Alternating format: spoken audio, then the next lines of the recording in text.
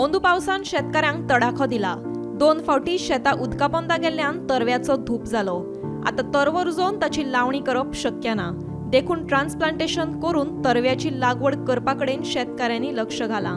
Transplantation करून तरव्याची लागवड जाल्यार शेतकऱ्यांक शेतां करपाक सोंपें जातनाच वेळ आनी पयशांची बचत जातली। सध्या तरी मये वाठारांतली मुळां खाजण शेती लागवडी खाला हाडटले।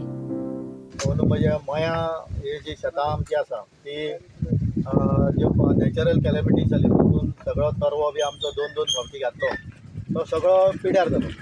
मागीर आमचे दिनेश हरमलकर हांकां संपर्क सादलो आनी तेंच्यांनी बी हरशीं आमकां तेंचो हें जें आसा प्रोसिजर तो खूब पयलीं करचो पडटा आनी ते नर्सरी बी घालच्यो पडटा। पूण तरी आसतना तेंणी आमच्या शेतकाऱ्यांक अडचणीक पळयले आनी तेणी आमकां मदत करपाक लागून नर्सरी आपणी तयार करता तुमचे सगळे लावन दिता म्हणून आमकां एश्युरन्स दिलो आनी आयज आमी तें काम सुरू केल्लें। आमी तेजे खरेंच उपकारी आहा की तेणी अडचणीन सांपडलेल्या शेतकऱ्यांक वयर काडपाचें काम आमचे दिनेश भाई सारके काम करतात।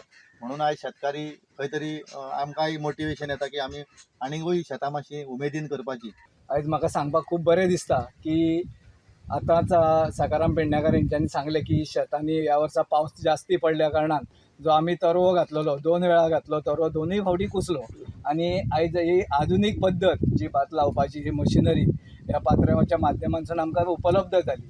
आनी ही जेन्ना आमी भाताची लावणी पळयली तेन्ना लक्षान येयलें की हेतूनसून एकदम सुंदर काम जाता आनी कमी खर्चान जाता। आतां आमचे शेतकार थोडे अजुनूय जेंचे शेतांक लावपाचें आहा ते म्हणटा की आमी लायतले आसले पण हेका थोडोसो सोपस्कर पूर्ण जाल्या उपरांतूच ते बी हें काम करूंक शकता।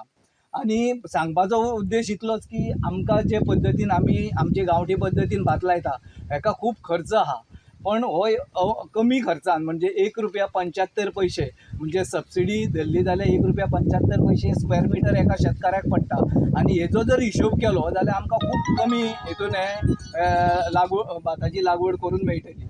गोमंतक टीव्ही खातीर दिवचलच्यान रिपोर्टर तुकाराम सावंत।